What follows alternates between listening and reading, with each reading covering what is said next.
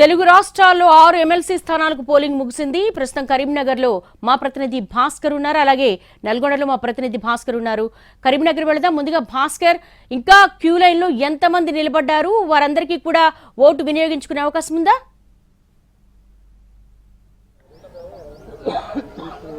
దేవి, ఉమ్మడి మెదక్, కరీంనగర్, ఆదిలాబాద్, నిజామాబాద్ పట్టభద్రులు టీచర్ ఎమ్మెల్సీకి సంబంధించి ఈ రోజు ఉదయం 8 గంటలకు పోలింగ్ ప్రారంభమైన పోలింగ్ తొలుత మందకొడిగా సాగినప్పటికీ క్రమంగా పుంజుకున్నది.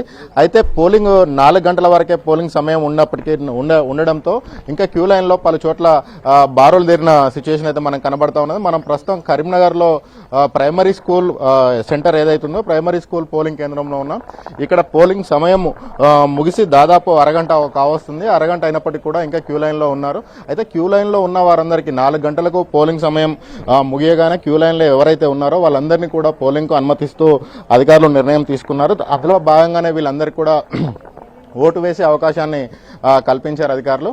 అయితే అందరూ 4 గంటల లోపు ఎవరైతే ఉన్నారో వాళ్ళందరినీ ఓటు వేసే అవకాశం కల్పించడంతో క్యూ లైన్లో నిలబడ్డ వాళ్ళు ఓటు హక్కును వినియోగించుకుంటున్నారు. అయితే పలు పోలింగ్ కేంద్రాల్లో, నగరంలో ఉన్న పలు పోలింగ్ కేంద్రాల్లో 800కు పైగా ఓట్లు ఉండడం, సమయం 8 గంటలే ఉండడం, దీంతో ఎక్కువగా ఈ లాగ్ అనేది జరిగిందని చెప్పేసి చెబుతా ఉన్నారు. దేవి, మనం చూసినట్టయితే 8 గంటల సమయం, దాదాపు 500 నిమిషాల సమయంలో 800 మంది ఓటర్లు అంటే నిమిషానికి 2 ఓటర్లు ఎలా వేస్తారంటూ పలువురు ఓటర్లు అసహనం వ్యక్తం చేశారు. పోలింగ్ కేంద్రాల వద్ద నీడ కానీ అటువంటి కానీ ఏర్పాట్లు చేయకపోవడం పట్ల కూడా కాస్త ఇబ్బందులు పడ్డారు. దీనికి ఇది పోలింగ్ శాతం పైన కూడా ప్రభావం చూపిందని చెప్పవచ్చు.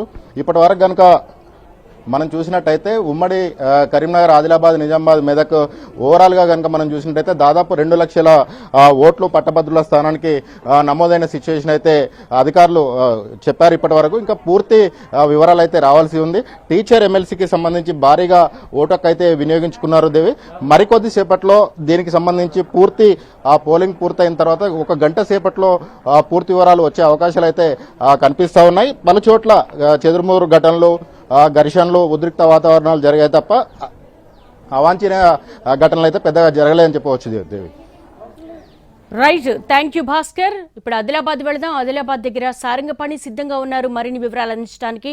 సారంగపాణి, ఎమ్మెల్సీ స్థానాలకు పోలింగ్ ముగిసింది, టైం కూడా, ఎంతమంది క్యూ లైన్ లో ఉన్నారు? వారందరికీ కూడా ఓటు హక్కు వినియోగించుకునే అవకాశం కల్పిస్తున్నారా? దేవి, ఆదిలాబాద్ ఉమ్మడి జిల్లా వ్యాప్తంగా పోలింగ్కు సమయం ముగిసింది, కానీ ఇంకా అరగంటకు పైగా అయినా వాళ్ళు టైం లోపు వచ్చిన వాళ్ళని గేట్ లోపలికి అనుమతించారు. ప్రస్తుతం మనం చూసుకోవచ్చు గౌట్ హై స్కూల్ వద్ద ఉన్నాం. ఇక్కడ గేట్ వేయడం జరిగింది. అయితే ఈ గేట్ 4 గంటల లోపు వచ్చిన వాళ్ళని లోపల ఉంచడం జరిగింది. దాదాపు 50 మందికి పైగా పట్టభద్రులు చివరి నిమిషంలో ఉరుకులు పరుగులు పెడుతూ వచ్చి తమ ఓటు హక్కును వినియోగించుకోవడం కోసం ఇప్పుడు బార్లు తీరారు. ప్రస్తుతం అయితే చూసుకోవచ్చు ఆదిలాబాద్ ఉమ్మడి జిల్లా వ్యాప్తంగా చూసుకున్నట్లయితే టీచర్స్ ఎమ్మెల్సీ స్థానానికి దాదాపు 90% పైగా పోలింగ్ నమోదైనట్టుగా మనకు సమాచారం అందుతుంది. మరికొద్దిసేపట్లో పూర్తి స్థాయి క్లారిటీ రావాల్సి ఉంది. ఇక పట్టభద్రుల విషయానికి వస్తే ఉదయం నుంచి కొంత లేజీగా పోలింగ్ జరిగిందని అయితే చెప్పచ్చు. ఎవరు బయటకు రాలేదు, కానీ చివరి నిమిషంలో మాత్రం ఉరుకులు పరుగులు పెడుతూ తమ ఓటు హక్కు వినియోగించుకోవడం కోసం వచ్చిన పరిస్థితి. మధ్యాహ్నం వరకు మందకొడిగానే పోలింగ్ సాగింది. ఆ ఓటు హక్కు వినియోగించుకోవడానికి కొంత బద్దగించారని అయితే చెప్పచ్చు. పట్టభద్రులు అయినప్పటికీ వాళ్ళు ఓటు హక్కు వినియోగించుకోవడం కోసం అయితే ఎక్కువగా రాలేదు. చివరి నిమిషంలో 3 గంటల నుంచి పోలింగ్ హక్కు ఓటు హక్కు వినియోగించుకోవడం కోసం ఎక్కువ సంఖ్యలో వచ్చిన పరిస్థితి. అయితే మధ్యాహ్నం 2 గంటల వరకు అందిన సమాచారం మేరకు 50% సైతం పోలింగ్ నమోదు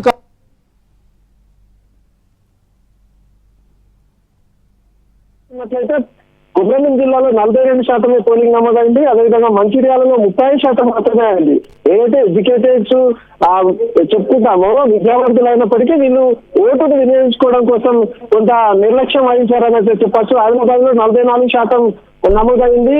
అదేవిధంగా నిర్మల్లో 38% పట్టభద్రులు నమోదైంది. అయితే ఇది 2 గంటల వరకు.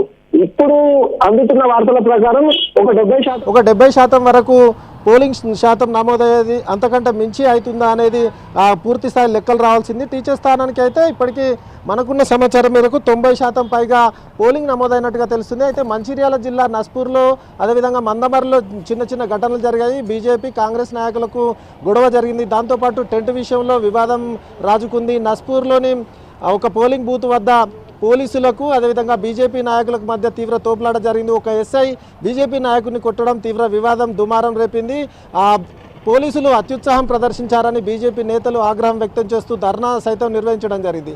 ఇవి తప్ప ఆదిలాబాద్ ఉమ్మడి జిల్లాలో పెద్దగా ఎక్కడా ఎలాంటి సంఘటనలు జరగకుండా ప్రశాంతంగా పోలింగ్ అయితే జరిగిందని అయితే చెప్పచ్చు. ఇప్పటివరకు ప్రశాంతంగా జరిగింది. మరి కాసేపట్లో పూర్తి స్థాయి వివరాలు వెల్లడించే అవకాశం ఉంది.